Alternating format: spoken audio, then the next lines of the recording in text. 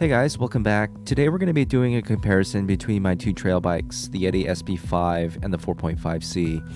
As you know, there's a new version of the 5c out now. I've had this V1 version for about 18 months, and it's been my do-it-all trail bike.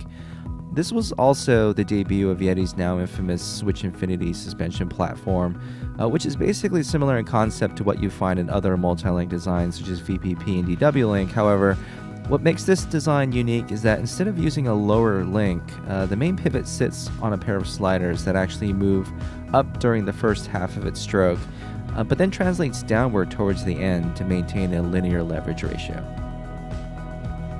So in many ways, the 5C is the textbook definition of a trail bike. It's lightweight, pedals extremely efficiently, and with its modern geometry and 150 millimeters of travel up front, meant that it can descend just as well. So it couldn't get any better, right? Or can it?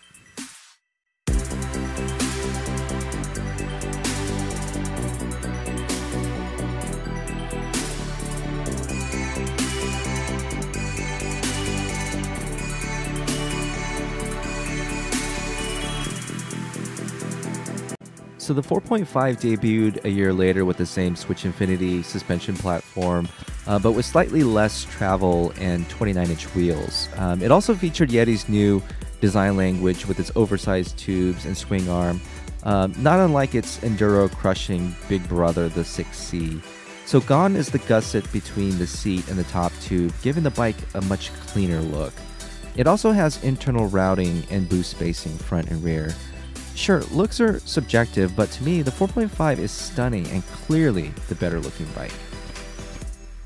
But looks can only get you so far. Which is the better trail bike? Let's start with suspension feel. So, jumping on the 4.5, the first thing you notice is how much firmer the suspension feels. Neither bike is what I consider really plush, but it's clear Yeti tried to differentiate these two bikes in the suspension tune. What's interesting is that both bikes are rather supple in the beginning part of the stroke. However, the 4.5 has a much firmer mid-stroke and ramps up much quicker towards the end when compared to the 5. I'd say the 5C does feel a bit more bottomless, but the 4.5 feels snappier and more playful, which some people will definitely appreciate. Alright, so which one climbs better? With the larger 29-inch tires and firmer suspension, you'd think the 4.5 would be the clear winner, but honestly, the 5C is equally as capable, especially when the climb gets steep and rocky. In my opinion, the advantage of the larger contact patch, the 29-inch wheel, and the improved rollover are somewhat offset by the fact that it simply takes more power to keep those larger wheels moving on the steep stuff. If you're climbing fire roads, I'd say, yeah, the 4.5 with its firmer platform is the better climber. However, when it gets steep and chunky, I'm going to call this one a tie. Alright, let's talk about going downhill, and here's where it gets really interesting. One thing I noticed, especially on the high-speed descents, is that the 5C suspension seems to be working harder than the 4.5. This is likely due to the improved rollover of the 29-inch wheel. However, I expected the 5C to blow this thing away on the descents, but from my riding style, the 4.5 is equally as capable, thanks to its noticeably stiffer frame and those larger wheels which definitely keep your momentum going.